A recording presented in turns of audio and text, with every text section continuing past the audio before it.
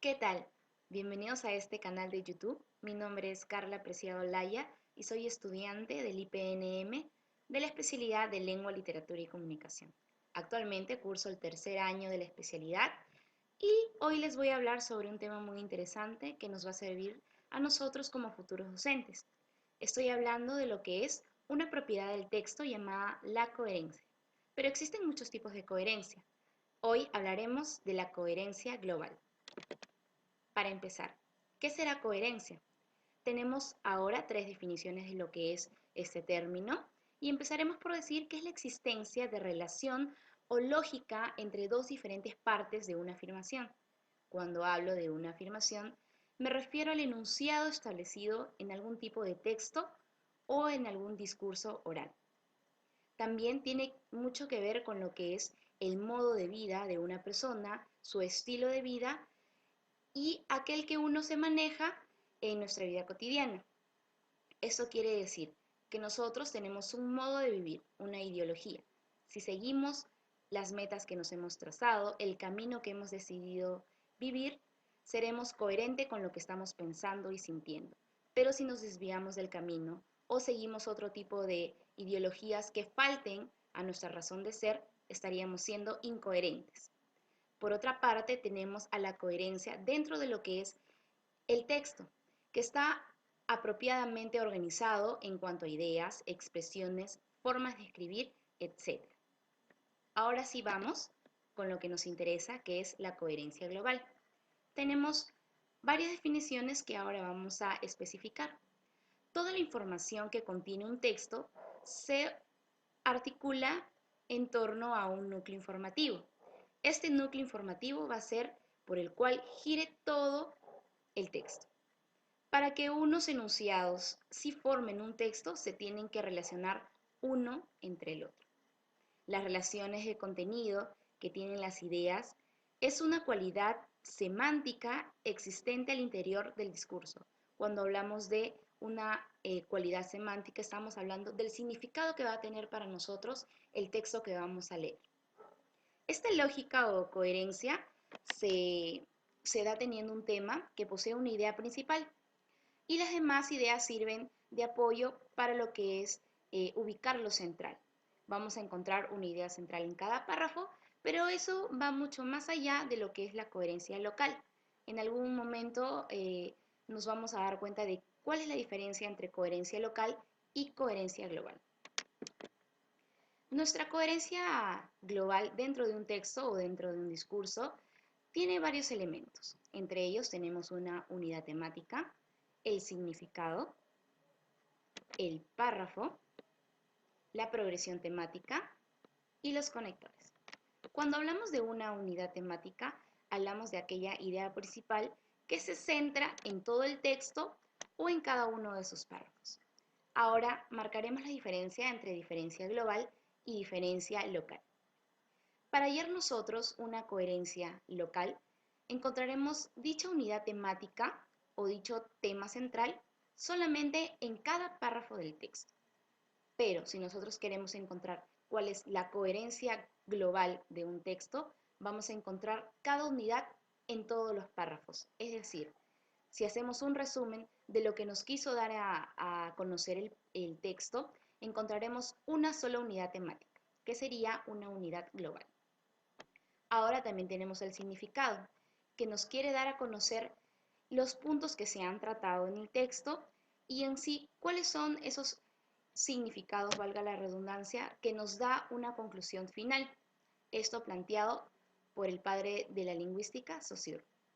Ahora también vamos a encontrar que en todo texto existen párrafos y estas van a ser prácticamente las unidades máximas constituidas por unidades mínimas que son las oraciones.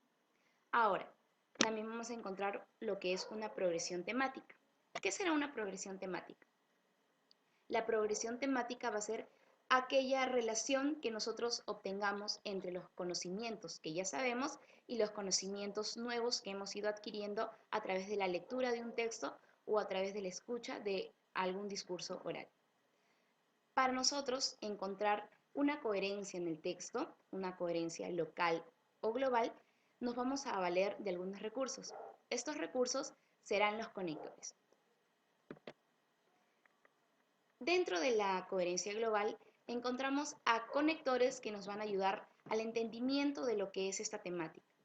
Vamos a encontrar conectores como la causalidad, la certeza, la consecuencia y la condición.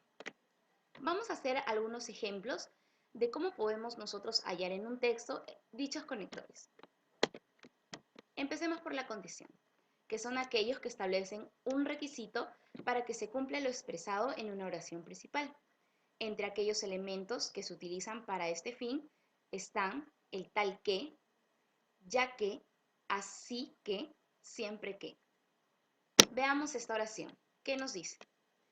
Puedes votar siempre y cuando lo solicites. ¿En dónde encontramos nuestro conector de condición? Lo encontramos en siempre y cuando. Ahora tenemos el siguiente conector, que es la causalidad. Se establecen relaciones de causa y efecto y sus nexos pueden ser por qué, puesto que, pues, a causa de, supuesto que, como que y por. Tenemos nuestro ejemplo.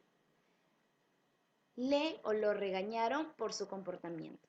Acá tenemos la causalidad expresada por el conector por. El siguiente conector es acerca de la certeza.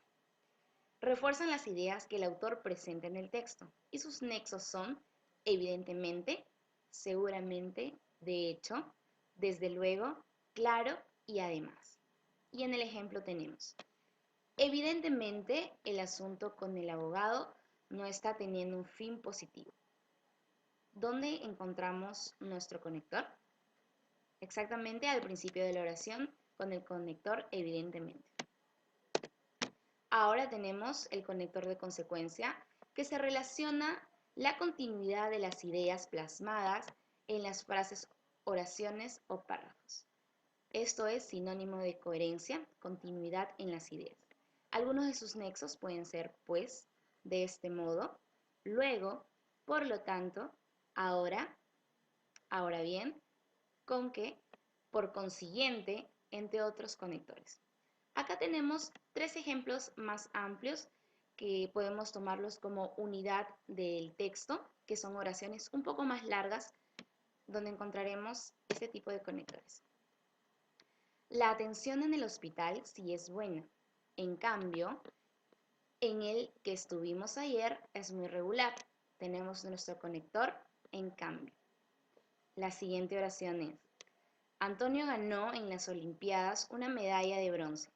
También una mención honorífica por haber participado. Encontramos nuestro conector en también. Ahora, mi hermana estudió toda la tarde. Además, le alcanzó el tiempo para hacer la comida. Nuestro conector sería además.